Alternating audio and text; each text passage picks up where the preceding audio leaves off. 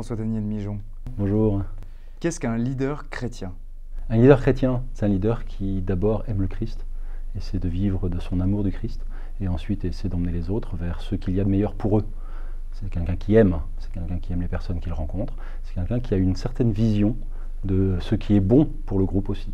Voilà, un leader chrétien, c'est quelqu'un qui aime le Christ et qui emmène les autres vers le Christ. Comment vivre en chrétien dans l'entreprise? Chrétien en entreprise, Oui. non seulement plus on est chrétien, meilleur on est en entreprise. C'est important de s'y arrêter et c'est important de le croire et c'est important de le savoir. Pourquoi? Parce que la finalité d'une entreprise, c'est de rendre service. Service à des clients qui achètent un service. C'est de servir des fournisseurs, de servir une communauté humaine. Donc ce n'est que du service à tous les étages. Et le chrétien nous dit, le Christ nous dit, je suis venu pour servir. Donc cette dynamique de la foi chrétienne, celle qui vraiment, si elle nous habite, non seulement elle est pertinente en entreprise, mais elle fait l'entreprise, elle fait la croissance de l'entreprise, elle fait la durabilité de l'entreprise. Et je crois qu'on a besoin de se convaincre, nous-mêmes peut-être, de temps en temps, on a besoin d'en vivre, de le goûter, pour devenir convaincu que ça marche, comme 2 et 2 font 4. Comment demeurer humble lorsqu'on est investi de responsabilités dans l'entreprise? L'humilité, et c'est le point de départ, l'humilité.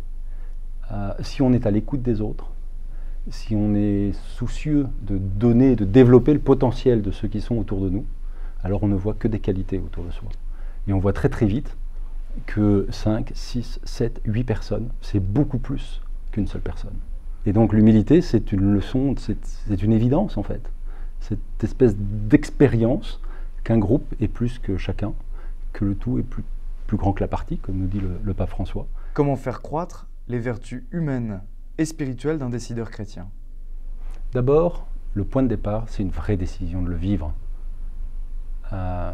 Se laisser, c'est le fameux lâcher-prise dont on parle souvent en termes de développement du leadership. Accepter de se laisser enseigner par les situations dans lesquelles nous sommes. Se remettre en cause.